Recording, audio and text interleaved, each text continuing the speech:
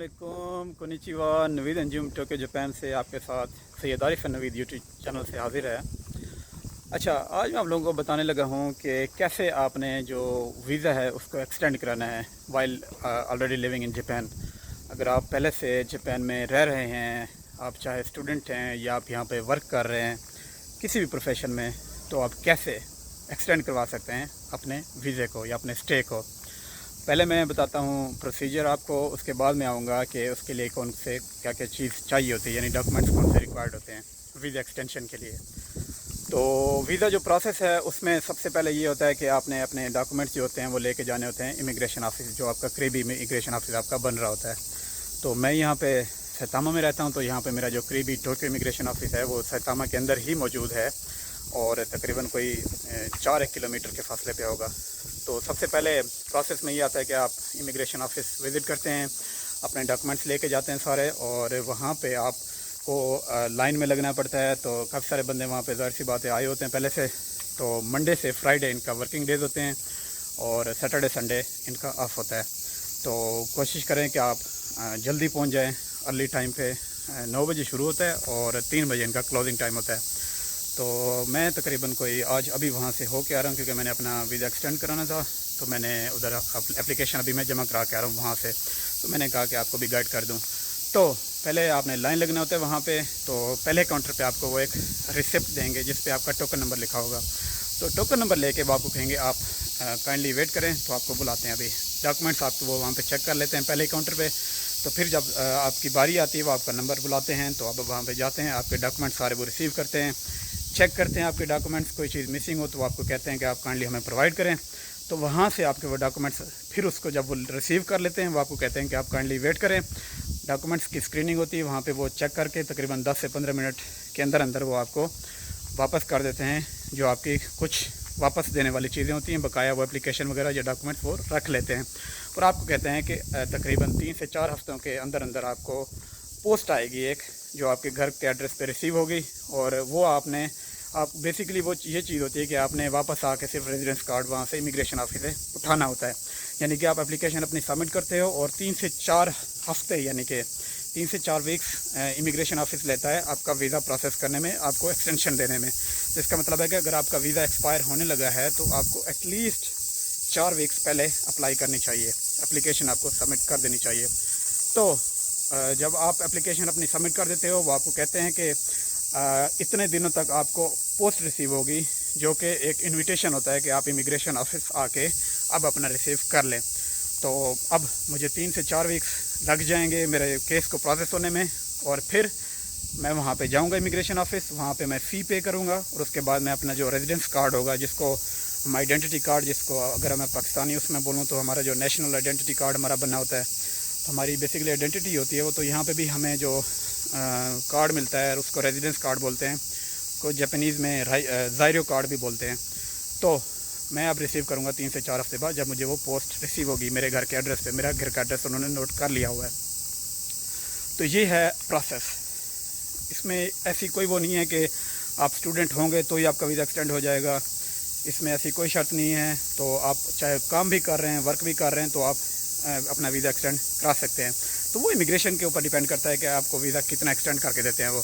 बहरहाल तो अब मूव भी कर सकते हैं अपने स्टेटस, यानी कि स्टूडेंट से आप किसी वर्क वीज़ा में कन्वर्ट कराना चाहें, यानी अपना स्टेटस चेंज करना चाहें। क्योंकि मैं स्टूडेंट हूँ और मैंने एज अ स्टूडेंट ही अपना स्टेटस रखा है, मैंने चेंज नहीं किया, सिर्फ एक्सटेंशन ली है मैंने। तो मुझे जो गारंटियर है, जो सपोर्टर है, मेरी यूनिवर्सिटी थी जापान में, तो मैंने यूनिवर्सिटी से ही अपनी वो स्टैंप लगवाई है।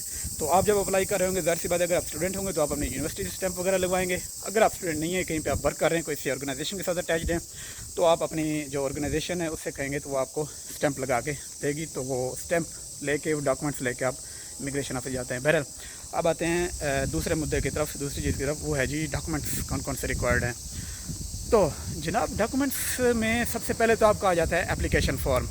एप्लीकेशन फॉर्म में आप यानी नॉर्मली जो आपकी जो क्रेडेंशियल्स होते हैं, आपकी अपनी जो पर्सनल इन्फॉर्मेशन होती है, आपने वो डालनी होती है। और उसके साथ साथ आपने अपने पासपोर्ट वगैरह की इन्फॉर्मेशन डालनी होती है। साथ साथ जो चीज़ें भी रिक्वायर्ड होती हैं आपने, या एफिलिएशन आपकी कोई है, जैसे यूनिवर्सिटी में आप अगर पढ़ रहे हैं तो यूनिवर्सिटी ऑर्गेनाइजेशन के साथ अगर कोई काम कर रहे हैं तो ऑर्गेनाइजेशन की डिटेल आप मेंशन करते हैं। اس کے ساتھ ساتھ اگر آپ اسٹوڈنٹ ہیں اور آپ نے پارٹ ٹائم کام کرنا ہے یہاں پہ تو آپ کو 28 گھنٹے الاؤ کرتے ہیں یہاں پہ جاپان میں. تو اس کے لیے علیحدہ آپ کو فارم یہ دیتے ہیں یونیورسٹی والے.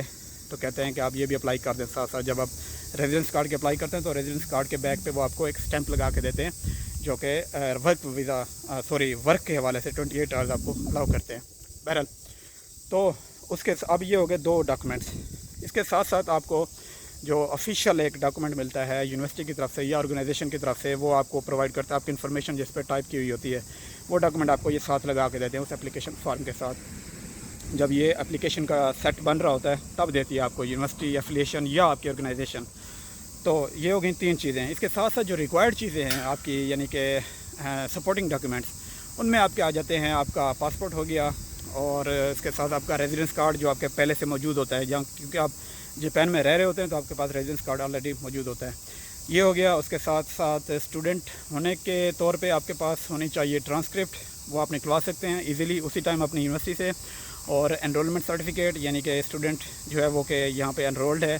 اور اس کے ساتھ ساتھ آپ کا اسکالرشپ سرٹیفکیٹ اگر آپ اسکالرشپ ہولڈر ہیں, کیونکہ یہاں پہ ان کو تھوڑی سی یہ ٹینشن ہوتی ہے جاپانیوں کو کہ اگر یہ ویزا ایکسٹینڈ کرا رہا ہے کیوں کرا رہا ہے, تو کیا اس کے پاس سپورٹ ہے, فائنینشیل سپورٹ, کیا یہ بیئر کر سکتا ہے اپنے یہاں پہ لیونگ اور جو سارے جو بھی ایکسپینسز ہیں, اگر یہ بیئر کر سکتا ہے تو اس کے لیے ان کو ایک ثبوت چاہیے ہوتا ہے. تو وہ ہم کیونکہ یہاں پہ اسکالرشپ اسپائرنٹس ہوتے ہیں, یعنی کہ ہم ہولڈر ہوتے ہیں اسکالرشپ کے, تو اسکالرشپ ہمارے لیے انف ہوتی ہے سپورٹ کے لیے. تو ہم وہ ڈاکومنٹ پرووائڈ کرتے ہیں جو کہ ہماری یونیورسٹی ہمیں پرووائڈ کرتی ہے.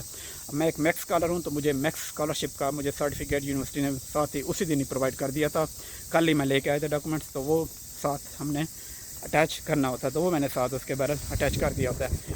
مینلی یہی ڈاکومنٹس ہوتے ہیں. اور ساتھ ساتھ کوئی پکچر وغیرہ ہو گئی تو پاسپورٹ سائز وہ ساتھ میں آپ نے اٹیچ کر دینی ہے. اور اس کے ساتھ ساتھ بینک بک آپ اپنے لے کے جانے ہیں یہاں پہ, کیونکہ جاپنیز جو اکاؤنٹ ہم یوز کرتے ہیں اس کے ساتھ ہمارے پاس یا کیش کارڈ ہوتا ہے یا ہمارے پاس جو بینک بک ہوتی ہے. تو آپ کو جیسے ہمارے ملکوں میں یہ چلتا ہے کہ آپ نے اپنے بینک اسٹیٹمنٹ آپ نے جمع کرانی ہوتی ہے, تو یہاں پہ بینک اسٹیٹمنٹ بینک سے نکلوانے کی ضرورت نہیں ہوتی. آپ کے پاس جو بینک بک ہوتی ہے وہی آپ لے کے جائیں, تو وہ ثبوت کافی ہوتا ہے کہ ہاں یہ بندہ رہ رہا ہے یہاں پہ اور اس کے پاس اتنے پیسے ہیں کہ یہ اپنے جو ایکسپینسز ہیں یہ بیئر کر سکتا ہے.